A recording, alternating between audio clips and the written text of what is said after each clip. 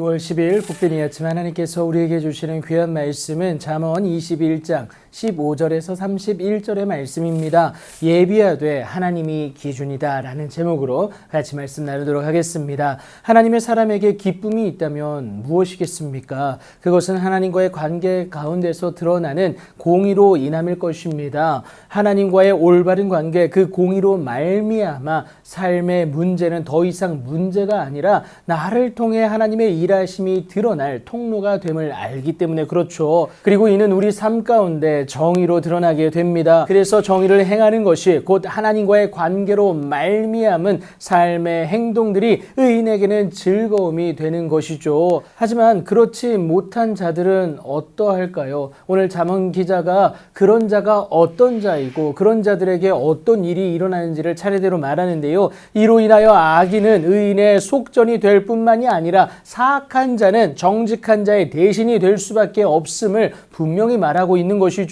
쾌락 때문에 그 인생의 의미를 모조리 상실하는 것 아니겠습니까? 하지만 하나님을 여전히 구하고 그 삶을 주께 의탁한 자가 누구이고 그에게 어떤 일이 일어나는지를 또 네 가지로 말을 하고 있는데요. 결국 하나님을 섬기는 자는 절대 망할 수가 없다라는 것, 이것을 말하고 있는 것인데, 하지만 망령된 자는 하나님을 외면함으로 말미암아 넘치는 교만이 가득한 그 행함이 있을 뿐이다라는 겁니다. 그리고 그 모습은 욕망이 충만한 게으른 자가 되어서 자기를 스스로 죽이는 그 안타까운 결과를 맞이할 수밖에 없다라는 것이죠. 쾌락에 대한 갈구는 있으나 삶의 노력만이 아니라 하나님께 가까이 가려는 노력은 전혀 없으니 당연한 결과다라는 겁니다. 일을 하여도 문제인 것은 종일토록 탐하기만 하기 때문에 그렇습니다. 그 탐심이 모든 상황의 기준에 되어버리니 사람은 걸리적거리고 하나님은 불편한 존재로 느껴질 수밖에 없다라는 것이죠. 하나님 없는 그 탐심은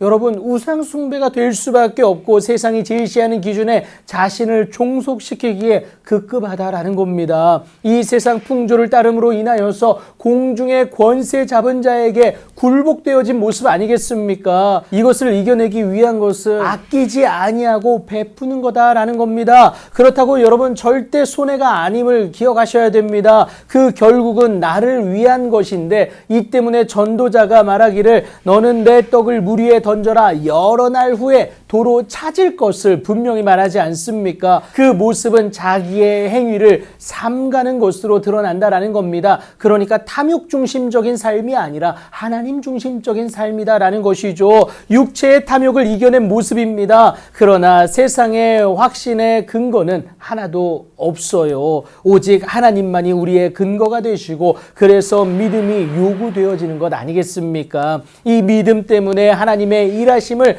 확실히 들은 사람의 말에는 힘이 있는 것이죠. 세상의 지혜로도 못하고요, 명철로도 못하고 모략으로도 여호와를 당하지 못함을 아는 것이 그에게 힘이 된다라는 겁니다. 그래서 그 믿음이 힘이 된다라는 것이죠. 세상의 논리로는 이해 안 될 상황이지만 결국 그 싸움의 승패, 곧 이김은 우리 여호와께, 우리 하나님께 있음을 알고 그 믿음을 하나님께 올려드리는 것 아니겠습니까? 이것은 하나님이 기뻐하시는 최고의 재물이 됨을 여러분 꼭 기억하시기 바랍니다. 하나님께 믿음을 둔 우리라면 싸울 날을 위하여 마병을 예비하는 노력도 함께 있어야 된다라는 겁니다. 이것이 결국 하나님을 알고 신뢰함으로 정의를 행하는 우리에게 주어지는 즐거움이다라는 거예요. 여러분 오늘 무엇을 위해 노력하고 있으십니까? 세상이 제시하는 탐욕을 기준으로 삼아 노력하면 안 됩니다. 내 탐욕이 기준되면